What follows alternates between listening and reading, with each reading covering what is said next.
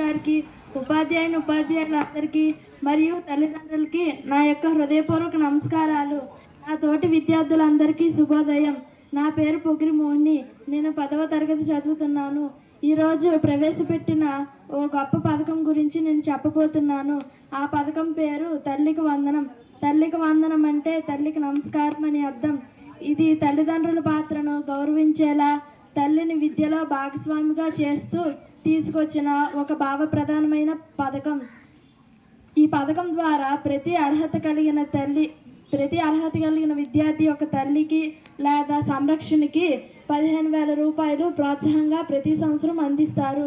ఈ సౌకర్యం 1వ తరగతి నుంచి ఇంటర్మీడియట్ వరకు ప్రభుత్వ మరియు ఎయిడెడ్ విద్యా సంస్థలో చదువుతున్న విద్యార్థులు కూడా వర్తిస్తుంది.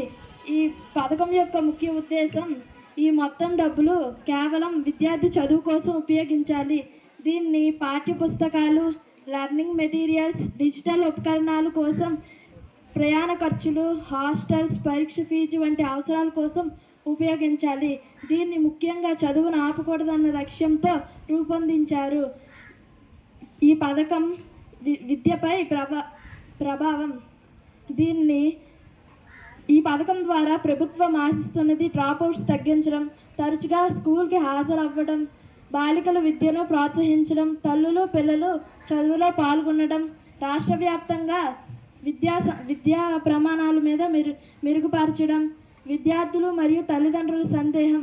స్నేహితులారా, మనం గుర్తుంచుకోవాల్సింది ఈ 15,000 రూపాయలు కేవలం డబ్బు కాదు, ఇది భరోసా, ప్రభుత్వం మన మీద పెట్టిన నమ్మకం.